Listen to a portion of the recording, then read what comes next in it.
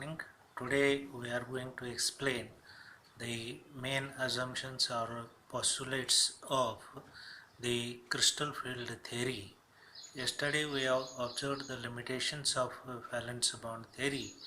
So the valence bound theory, the main defect is that it it explains only the metal orbitals they are taking into considerations. So this crystal field theory or ligand field theory was put forth in 1935 by Van Velk, Velck, and Bethe.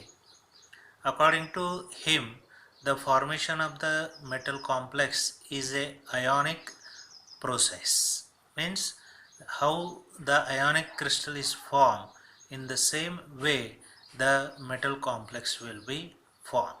Means the attraction between a positive charge and negative charge, that is, the force of attraction will hold these two oppositely point charges together and forms the compound, and on the same basis the crystal field theory has been explained. The first assumption is that the any metal ion is supposed to be a point positive charge.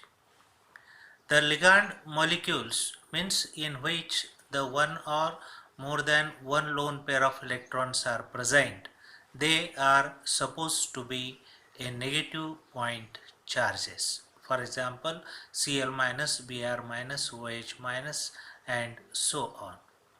And also in case of the neutral molecules like water and ammonia, oxygen and nitrogen are the negative point charges. Means in the formation of the third metal complexes, these positive charged metal ion and negatively charged ligand molecules which are present around the metal ion will attract to each other by a force of attraction and forms a metal complex that is 100% purely ionic in nature. That is the basis of crystal field theory. The main assumptions are as follows. Number one, the ligands are negative point charges, and the number two, the metal cation is surrounded by a positive point charges. Number three, the attraction between the metal cation and ligand is purely ionic, that is 100% ionic in nature. Then fourth one, the valence electrons of metal will be repelled by the negative field of the ligands. So the electrons will try to occupy the lower energy state, means which have the lobes away from the metal, away from the direction of the ligand molecules. Nearer orbitals, ligand lobes will not be attracted or filled. That is, the effect of ligand is particularly marked on the d electrons only.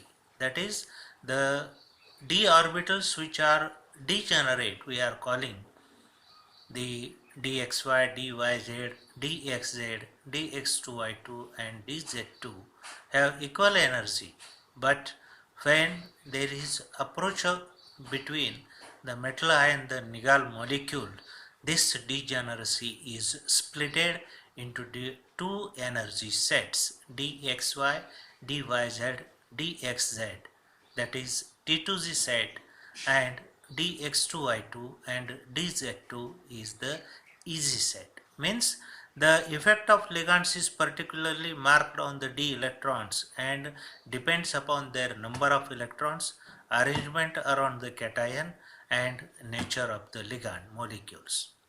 It can also explain the different geometries, or which geometries are more favored than the others by central metal ions, and also we are going to calculate the crystal field stabilization energy.